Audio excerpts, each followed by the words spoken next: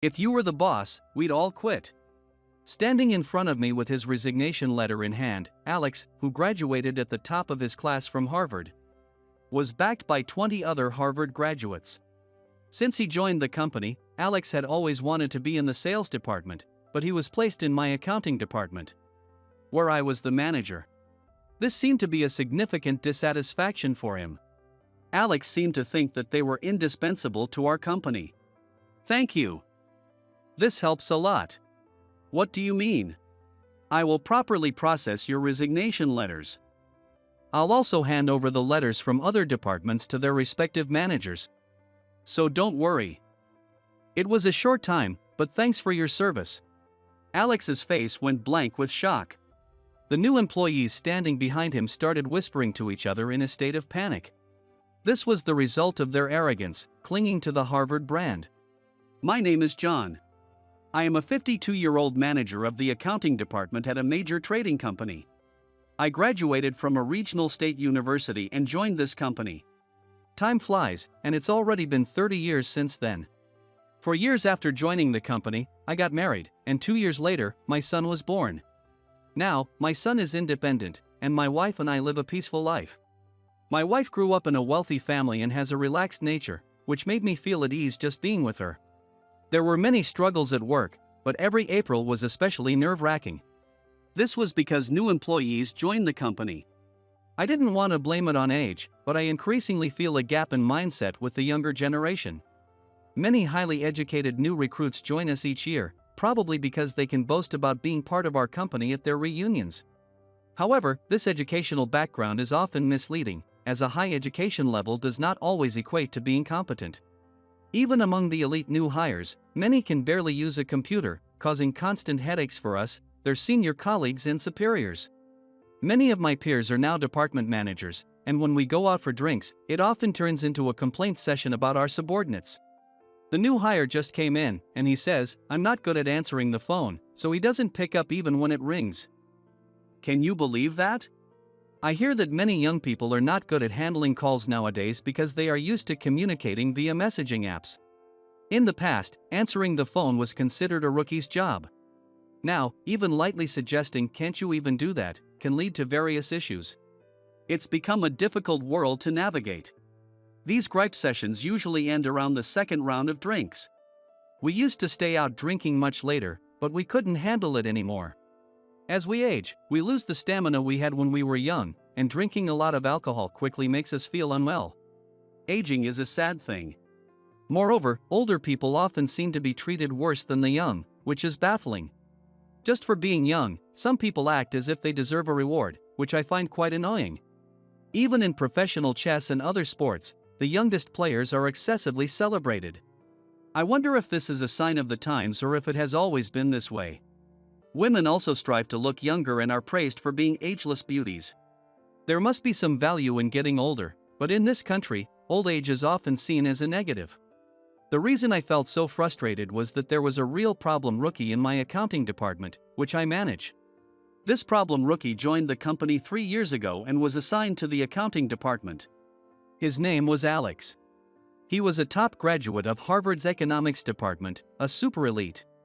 Alex, with his impressive credentials, was something of a hero when he joined. Our company had hired Harvard graduates before, but getting someone who graduated at the top of their class was a triumph for our HR department. I had been promoted to the manager of the accounting department the previous year, and most of the staff were young. Not everyone, but most of the employees were enthusiastic and actively engaged in their work. Being young, they also had stamina, and even with long hours, they worked hard without showing fatigue. I watched my subordinates with a sense of pride. Back then, I had no aversion to young people and, like everyone else, had high expectations for young Alex. However, these expectations were greatly betrayed. I acknowledged that Alex was very intelligent. He was quick with calculations and could finish preparing documents in no time. When I praised him, Alex would smile happily. I'd been good at mental arithmetic since kindergarten. Spending too much time on such calculations is a failure as a professional. On the surface, this might sound like a testament to Alex's competence. However, this task was not initially given to Alex. An older employee was supposed to handle it but was reassigned, so Alex took over. I thought he would continue working hard, but soon, cracks began to show in his behavior. He would browse his phone during work hours or disappear to chat with colleagues in other departments, only to return much later. When I reprimanded him, he sulked. "Anyone could do this kind of work. Don't assign me tasks that someone else can do. Then tell me, what work can only you do? At least the work in the accounting department isn't my kind of job. Sitting at a desk doing mundane tasks isn't for me. That's why I didn't want to be in the accounting department." Disregarding his unprofessional behavior, he began complaining about not being assigned to his desired department. Alex had repeatedly requested to be transferred to the sales department, causing me much trouble. There's a saying, perseverance prevails, which Alex had heard countless times from higher-ups. Each time, he would pout and say, "Fine," but he never showed any determination to excel in the accounting department. Always with a dissatisfied expression, he would only do the bare minimum, making it impossible for me to rate him highly as his manager. To be honest, I would love to wrap up this useless Alex and sending him to the sales department as a gift. When I go drinking with my peers, they mock me, saying I'm always stuck doing petty calculations. I don't even get to go out. And my pale skin is embarrassing. With Alex constantly complaining, I discreetly approached Luke, the head of the sales department, to see if there was a possibility of transferring Alex, but even the sales department deemed him unnecessary. There was another reason Alex was fixated on the sales department. Michelle, who joined the company at the same time, was thriving in the sales department. Michelle, also a Harvard economics graduate, was Alex's rival for the top spot during their student years. Although Alex graduated at the top and took the title of Harvard's valedictorian, Michelle quickly demonstrated her true abilities in the professional world. The sales department is the face of the company, so making a good impression on clients is crucial. In this regard, Michelle, with her charming face, was adored by the older generation of clients. Some clients even rescheduled just to meet with Michelle. Not only did she have good looks, but she also had a wonderful personality. She treated everyone with sincerity, and everyone enjoyed talking to her. As a result, she easily secured significant contracts. Among my peers, Luke, who had Michelle as a subordinate, was the envy of us all. Other departments also had Harvard graduates, but their brand image was the only thing notable about them, with little real achievement. Michelle is the only real talent among the Harvard graduates in our company. To be honest, I can't believe Alex was the valedictorian. Michelle being the valedictorian would make more sense. Watching my peers mock Alex and praise Michelle, I could only give a wry smile. If Michelle was the top talent, Alex was undoubtedly the worst. Having Alex as a subordinate brought me endless trouble. That night, I skipped the second round of drinks and headed to my favorite bar alone. It's a high-end, relaxed magic bar. I enjoyed watching the magician's show while sipping my drink, feeling a sense of elegance. Seeing the back of a woman with a short haircut who was already enjoying herself, my expression naturally softened. The woman turned around and waved at me when she noticed me. It was none other than Michelle, the topic of our earlier conversation. "John, you're taking your sweet time. I've been enjoying myself here." In fact, Michelle and I often ran into each other at the magic bar. There's nothing sketchy about our relationship, we both simply love magic and happened to frequent the same bar. Michelle had dreamed of becoming a magician when she was young, but her parents strongly opposed it, so she ended up as a fan. We talked about many things at the magic bar and deepened our friendship. In the depths of my heart, I thought it wouldn't hurt to entertain a flicker of sweet thoughts. One day, suddenly, Alex, accompanied by 20 young employees, walked towards my desk. Looking closely, I realized that all of them were Harvard graduates. "What's all this commotion about? John, when are you going to transfer me to the sales department?" "That again? I have no intention of transferring you to the sales department. Get back to your desk." Alex looked down at me arrogantly and threw his resignation letter onto my desk. "If you're the boss, we all quit." He was trying to manipulate the situation by bringing in younger Harvard graduates and making them all submit their resignation letters to get his way. One by one, they tossed their resignation letters onto my desk. Alex seemed to believe that they were indispensable to our company. Indeed, many Harvard graduates held important positions in the company, and if 20 of them quit simultaneously, it would cripple the company. At this moment, the company's fate rested solely on my decision. I couldn't risk plunging the company into a crisis due to my judgment. However, I was confident in my plan. I couldn't believe Alex had the leadership skills to rally 20 Harvard graduates behind him. In other words, not all 20 were united in supporting Alex. In a workplace, everyone has their own grievances and frustrations. Especially among the Harvard graduates, many had a sense of pride that they were the elite of the country, leading them to expect excessively favorable treatment. But reality wasn't so kind, and their grand expectations were continually being adjusted downwards. So, what if Alex had approached them during their moments of dissatisfaction and anxiety? Perhaps it went something like this. I want to give John a good scare. Wouldn't you love to see that arrogant boss groveling before us? I'd like to see that, but are you sure they won't accept our resignation letters? Don't worry. We have credentials recognized worldwide, not just in the US. We have nothing to fear. This might have convinced 20 Harvard graduates to join Alex. Nevertheless, I couldn't help but feel sorry for those who were dragged along into this. I glared at Alex from my seat without saying a word. After a moment of staring each other down, I suddenly broke into a broad smile. Thank you. This helps a lot. What? What do you mean? I will properly process your resignation letters. I'll make sure the other department heads receive theirs too. It was a short time. But thanks for your service. Alex stood there, stunned and unable to comprehend the situation. I felt like bursting out laughing inside, but I held it in and maintained a gentle smile. After all, as their boss, I had granted their wish. I picked up Alex's resignation letter and put it in my suit pocket. The new employees behind him started whispering in a state of panic. Hey, he's really accepting them. Does this mean Alex is going to quit? If Alex quits, does that mean I have to quit too? No one could answer these questions. Everyone was likely thinking, this isn't what we agreed to. They never intended to actually submit their resignation letters.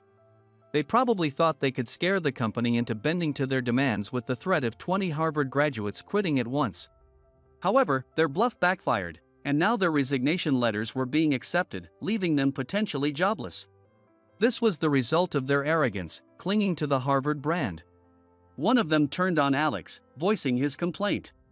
This isn't what we agreed to. You said they wouldn't accept the resignations. I never intended to quit. John, please give me back my resignation letter. I don't want to quit either. The Harvard graduates began betraying Alex one after another. Alex, looking very flustered, tried to keep up his bravado. This is just John's bluff. We'd be in trouble if we actually quit. Are you guys misunderstanding something? Just because you're Harvard graduates doesn't mean you can do the job well. You've all shown us that. From now on, HR will reconsider blindly hiring Harvard grads. All the Harvard graduates turned pale and stared at me. My calm words probably made them even more fearful. Anyone who wants their resignation letter back, line up. I'll return them one by one. All the Harvard graduates quickly lined up in a single file. It was the moment Alex completely lost. Thus, the Harvard graduates backed down, leaving Alex alone. The other employees in the accounting department ignored Alex and continued working as if he didn't exist. Occasionally, some female employees would glance over nervously. Amidst this, Alex stomped his feet in frustration. As I suspected, Alex had almost no respect from his peers. I started to feel a bit sorry for him, but if I showed pity now, Alex would stop reflecting on his actions immediately. So, I decided to take a second shot. Alex, it seems you have a significant issue to deal with. What do you mean? I don't have any issues. Then, what about your relationship with Mary? Ah! Alex exclaimed. Mary had married Kevin, the current sales department manager, 2 years ago. In other words, Alex was having an affair with a married woman. Naturally, Kevin had no idea about this. Alex had probably approached Mary not out of genuine affection but because she was married to the sales manager. He likely wanted to gather information about the sales department and get Mary to put in a good word for him with Luke for a transfer. I can't keep this a secret from Kevin forever. If it comes out, not only will you not get a transfer, but you might also be fired or sent to a regional office. That would be terrible. Please do something. Michelle had informed me about Alex's indiscretions, which dated back to his college days. Over drinks at the Magic Bar, Michelle had shared stories about Alex's character and past behavior. In college, he only targeted girls from wealthy families. I was on a scholarship, so he ignored me. But my friends were deceived by his seemingly kind appearance and suffered because of it. Is that so? Is he seeing anyone now? He's secretly seeing Mary from your accounting department. He knows she's married, so it's definitely an affair. Mary's husband, Kevin, the sales department manager, is 10 years younger than me and a very serious man. His only flaw is that he's too serious and hasn't had much luck with women. However, 2 years ago, at the age of 40, he married my subordinate Mary, and I thought they had built a happy home. But it seems Alex approached Mary purely out of ambition, intending to use her. This infuriated me, and I trembled with anger. Around the same time, Mary confided in me, admitting she had been seeing Alex. She said she didn't feel bad initially, being pursued by a young, promising elite like Alex. The thrill of keeping it a secret at work only fueled her feelings. But gradually, she began to suspect that she was just being used. Her doubts started when Alex, every time they met, seemed overly interested in her husband Kevin's activities and the internal issues of the sales department. I regret what I've done. I want to break up with Alex without my husband finding out. I understand. I'll make sure Kevin doesn't find out. Let's arrange a time for the three of us to talk. One afternoon, sensing the time was right, I called Mary to my desk, and the three of us went to the meeting room in the back. First, I asked Alex if he genuinely loved Mary. Alex leaned back in his chair and started laughing. Seriously?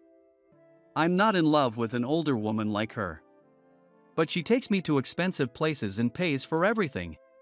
She's like a convenient ATM. Clearly, Alex never loved Mary. As the conversation continued, it was revealed that Alex had also borrowed money from Mary.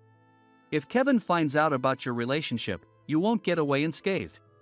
End the relationship immediately and repay the money you borrowed from her. On the condition that I wouldn't tell Kevin anything, I made Alex promise to repay Mary in full that very day. I was such a fool. Mary cried, covering her face. Meanwhile, Alex remained sullen, showing no signs of remorse.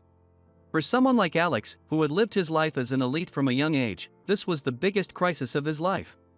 If he had declared at that moment that he would change his ways and work seriously, things might have turned out differently. However, Alex remained defiant until the end. Are you really going to accept only my resignation? Rejecting everyone else's but accepting mine is just harassment. You've always hated me and now you're taking your revenge. Despite being the one who caused this situation, he was shifting the blame and even threatened to take the matter to President Anderson. He won't let this slide. I'm a Harvard valedictorian, a valuable asset. He won't want to lose me. I began to feel a strange sense of pity for Alex. How delusional must he be to think he is so special? Finally, I decided to reveal a significant secret. I'm afraid I have some bad news for you. My wife is Mr. Anderson's daughter, and I'm the next in line to become president. So, whatever you say to my father-in-law will likely fall on deaf ears. What? You're the next president? No one ever told me that. Those who needed to know did. You were too consumed with your own ambition to be told. It would have caused too many problems if you knew. Mary, listening to the conversation, brightened up. Not revealing John's identity to Alex became a kind of amusement among the employees. Everyone secretly laughed, thinking he has no idea. Serves you right. What? You all conspired against me? Why? I'm not the only one who wants to get ahead. If you had faced each task earnestly, your future might have been different. But you were insincere because you felt you didn't belong in this department. This is your consequence. Mary was right. Unable to find words to counter Mary, Alex looked down for a moment but then desperately pleaded with me. "John, I'll change my ways and work hard. Please return my resignation letter." It was just a joke. As a leader, you should understand and accept such jokes. Alex, take responsibility for your actions. I didn't force you to submit your resignation letter. Moreover, you almost caused other employees to resign too. Therefore, I will process your resignation. And so, Alex ended up resigning. The resignation fiasco caused by Alex became a hot topic within the company. Everyone accepted his departure as inevitable. Having been with the company for only 3 years, he didn't receive any severance pay. Alex packed up his desk, under the cold stares of his colleagues. "You'll regret staying in this company. I'll make sure of it." With that parting shot, Alex left. Alex's resignation also impacted the other Harvard graduates working in different departments. He wasn't the only one who had submitted a resignation letter. Trying to resolve their grievances by threatening the company was unacceptable. If this behavior was tolerated, similar incidents could happen again. The Harvard graduates involved in the fiasco were summoned individually by President Anderson and were asked to reaffirm their commitment. They desperately explained their actions, not wanting to be fired over this. Afterward, the young Harvard graduates became less outspoken, making it easier for those of us in leadership positions. They were elites, so they would likely become leaders in the future. Hopefully, this incident made them reflect deeply. Mary, who had been having an affair with Alex, confessed everything to her husband Kevin, ready to face divorce. They had numerous discussions and ultimately decided to rebuild their marriage rather than divorce.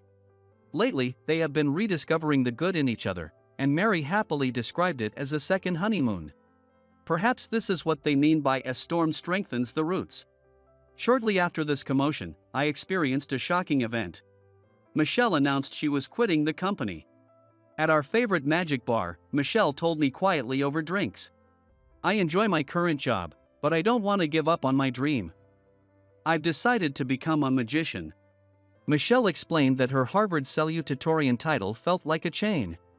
She had always been made to believe that, given her excellent education, she must use her intellect to contribute to society. Her parents, of course, expected her to follow a conventional career path. Then, Alex's resignation debacle shook Michelle's resolve. Michelle gave a small laugh and joked, "I felt like writing my own resignation letter too." I couldn't deny Michelle's decision. Now that it had come to this, I decided to support her quietly. After resigning, Alex quickly tried to find another job but found himself blacklisted by related companies, receiving no offers. Still brandishing his Harvard valedictorian title, he reached out to various startups and managed to join one. Alex tried in his own way to make me regret pushing him to resign. However, he caused similar problems wherever he went. Frustrated by what he perceived as unfair treatment, Alex stopped working for others and borrowed money to start his own business. However, his business never took off, and he found himself unable to repay the debts. Despite his parents' help, his newly founded company soon went under, and he descended into a degenerate lifestyle. He was often seen gambling on horse races and sports, and walking around the neighborhood smelling of alcohol even during the day. 7 years have passed since then. Now, as the president of the company, I came to Las Vegas with my wife, partly for business. That night, Michelle was performing as a magician on stage. I felt both excitement and anxiety, my chest tight with anticipation before the show started. Michelle appeared on stage in a dazzling costume. She exuded confidence, and the audience was continually amazed, their cheers and applause never stopping. Since becoming president, I have always made it a point to listen to others' opinions. My brother-in-law, James, who is the executive vice president, actively manages the company while I often stay in the background, supporting him. I even checked with James to see if he would prefer being president while I took the vice president role. But James preferred the current arrangement. This setup allows us to work in the most effective way. There are various ways to live one's life. Some live brightly in the spotlight, while others thrive behind the scenes. A glamorous life comes with significant hardships, and a life behind the scenes requires a careful consideration of human connections. To others, Michelle's life may appear glamorous, while mine seems modest. Regardless of the path, I want to ensure that I can look back and feel that my life was worth living. I'm only 60, and my life continues. I will keep valuing human connections and live my life earnestly.